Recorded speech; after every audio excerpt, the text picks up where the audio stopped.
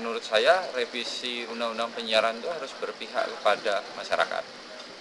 Gimana berpihak kepada masyarakat? Karena undang-undang penyiaran itu kan mengatur tentang penyiaran, dan penyiaran itu sebetulnya terkandung hak publik, baik itu masyarakat sebagai pemirsa atau pendengar, baik juga masyarakat sebagai pengelola lembaga penyiaran, swasta, komunitas, dan sebagainya lah. Nah, intinya ini harus balance. Ada beberapa lah ya, ada beberapa kalau dari sudut pandang JRKL, yang namanya undang-undang penyiaran pertama harus adil dalam mengatur pengelolaan frekuensi, pita frekuensi, baik digital maupun analog.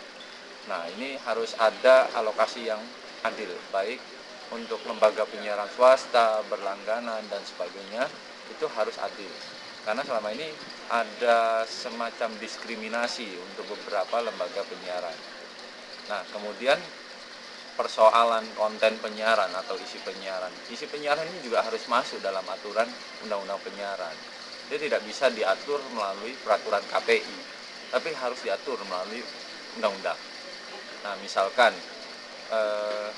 bagaimana pengelolaan lembaga penyiaran atau pengelolaan siaran itu didasarkan pada kelokalan, bukan bersifat sentralistik. Yang selama ini kan penyiaran itu sentralistik, semuanya Jakarta. Bisa kita lihat contoh kecil di TV itu selalu yang ditayangkan itulah waktu azan maghrib wilayah Jakarta dan sekitarnya. Sementara yang lain juga punya azan maghrib, kenapa tidak dihormati juga?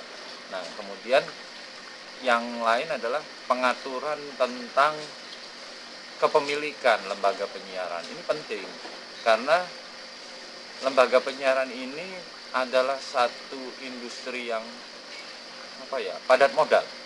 Kemudian industri yang mendatangkan keuntungan sangat besar. Nah, ini harus dikelola dan harus ada pengaturan, harus ada pembatasan. Tidak semua orang pemilik modal itu bisa menguasai lembaga penyiaran. Nah, itu yang harus ditekankan, bahwa ada pembatasan kepemilikan. Tidak seperti sekarang hanya dikuasai oleh beberapa kelompok modal atau beberapa orang.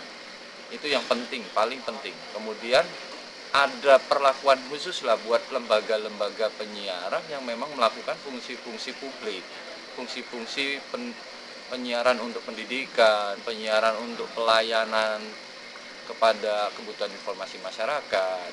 Kemudian ada juga lembaga-lembaga penyiaran yang memang hanya untuk melayani skup yang masyarakat yang tidak terlayani oleh lembaga penyiaran lain. Ini harus ada perlakuan khusus dalam undang-undang, tidak bisa disamaratakan antara lembaga penyiaran swasta, penyiaran publik, dan penyiaran komunitas. Ini tidak bisa disamaratakan.